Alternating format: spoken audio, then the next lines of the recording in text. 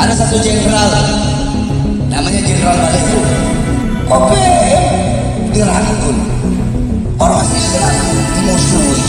Kalau tidak ada para ulama, para habaib, para masyayikh yang datang dari Arab ke Indonesia, si Dudung masih nyembah pohon.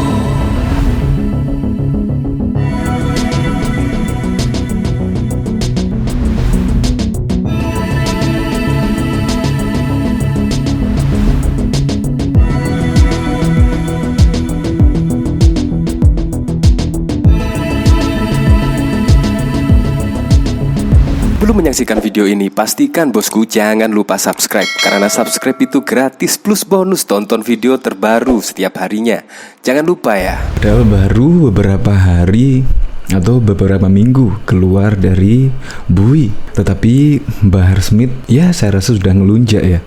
Bahkan berani mengatakan Kasat Dudung Abdurrahman seperti ini tidak sepantasnya diucapkan oleh seorang tokoh atau ulama. Ya, tetapi ini sudah dilontarkan oleh Bahar Smith kepada pengikut-pengikutnya. Ya, saya rasa kemungkinan Kasat Dudung sudah mengetahui kalau Kasat Dudung dikatai oleh Habib Bahar seperti itu. Ya, tetapi Kasat Dudung orangnya adalah penyabar.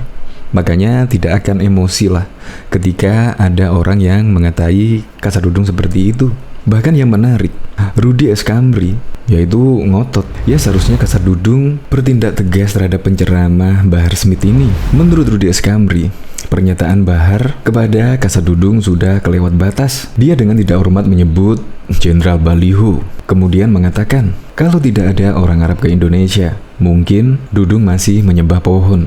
Nah, menurut kata-kata tersebut, menurut Rudy, itu merupakan termasuk ujaran kebencian. Untuk lebih lengkapnya simak berita berikut ini, Good News Indonesia. Berani-beraninya Bahar sebut Kasat Dudung seperti ini. Bahar Smith tampaknya semakin ngelunjak menyerang Kasat Jenderal Dudung. Bukan baru kali ini saja. Serang yang dialamatkan kepada Dudung kerap ia lontarkan belakangan ini dan ramai diperbincangkan warga pengguna media sosial. Kali ini Bahar mengeluarkan pernyataan yang menyebut Jenderal Dudung bisa saja sehingga sekarang masih menyembah pohon jika tidak ada ulama atau Habib Arab yang datang ke Indonesia. Pernyataan Bahar ini diketahui lewat sebuah potongan video yang diunggah oleh akun Twitter Tukang Rongsok pada Kamis 16 Desember 2021. Video itu kini viral di media sosial. Kalau tidak ada para ulama, habaib yang datang dari Arab ke Indonesia, si Dudung masih nyembah pohon, ujar Bahar dalam video itu. Tidak sampai di situ, Bahar juga menyebut ada seorang jenderal yang bernama Jenderal Baliho. Menurutnya, sang jenderal itu merangkul organisasi Papua Merdeka dan memusuhi ormas Islam. Di sini Bahar tidak menyebut nama Jenderal Dudung, namun sebagaimana diketahui bersama, Dudung ketika masih menjabat Pangkostrat, dia secara tegas menurunkan semua baliho bergambar wajah pentolan Rizik Syihab yang berseliweran di daerah Jakarta. Setelah menjabat, Kasat Dudung juga pernah mengeluarkan pernyataan kepada para prajurit TNI untuk merangkul para pemberontak KKB di Papua. Hal ini bertujuan agar kelompok separatis itu bisa kembali ke pangkuan NKRI. Ada satu jenderal namanya Jenderal Baliho, OPM dirangkul, ormas Islam dimusuhi, ujarnya.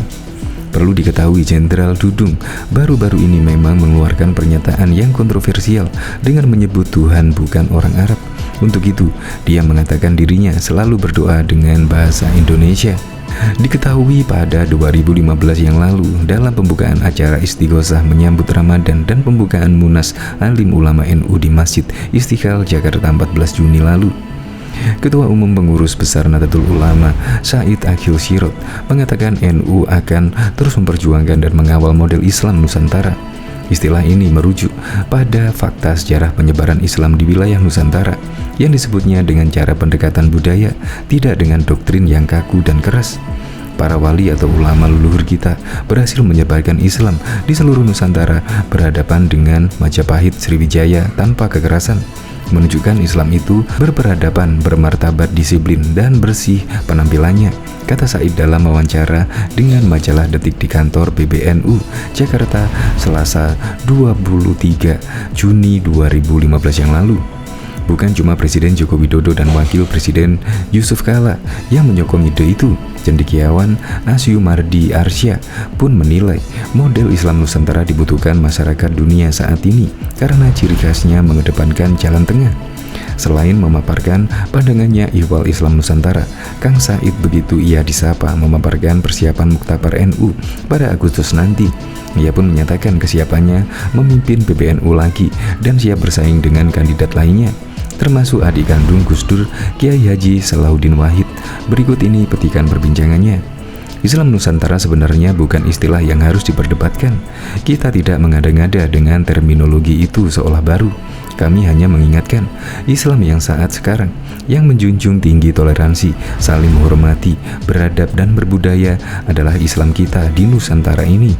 Kita lihat keadaan umat Islam di Timur Tengah, perang saudara tidak berkesudahan di Irak, Suriah, Yaman, Somalia, Afghanistan, Mesir, Libya.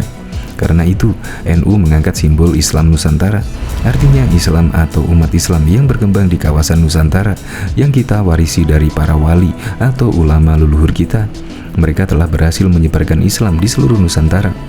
Mereka berhadapan dengan Majapahit, Sriwijaya, dan kerajaan-kerajaan lain. Berhasil mengislamkan bangsa ini tanpa kekerasan, tanpa berdarah-darah, tapi dengan pendekatan budaya, akhlakul karimah, menunjukkan Islam itu beradab, bermartabat, disiplin, dan bersih penampilannya. Islam Nusantara itu artinya Islam yang tidak menghapus budaya, Islam yang tidak memusuhi, tradisi Islam yang tidak menafikan atau menghilangkan kultur. Islam Nusantara adalah Islam yang bersinergi nilai-nilai universal, bersifat teologis dari Tuhan dengan kultur budaya tradisi yang bersifat kreativitas manusia atau insaniyah. Islamnya kuat karena didukung budaya menjadi lestari karena dipoles oleh Islam. Kecuali tradisi yang jelas-jelas bertentangan dengan Islam, itu jelas kita tolak. Misalnya, dalam ritualnya ada hubungan seks bebas, tapi kirim doa orang mati 3 hari, 7 hari, 40 hari, 100, 1000 hari kita lestarikan. Kita isi dengan tahlilan, zikir. Para wali songo terkenal jago sekali dalam hal memadukan budaya dan nilai-nilai Islam. Sunan Kudus melarang orang Kudus menyembelih sapi untuk menghormati perasaan orang Hindu yang baru masuk Islam, tapi masih tersinggung melihat sapi disembelih. Sampai sekarang, di Kudus tidak ada soto sapi, yang ada soto kerbau. Begitu pula kalau masuk masjid atau musola, kakinya harus bersih. Caranya bukan ditulis lepas sandal, batas suci, tidak begitu. Di depan pintu masuk ada air, jadi orang masuk masjid pasti kakinya nyemplung air.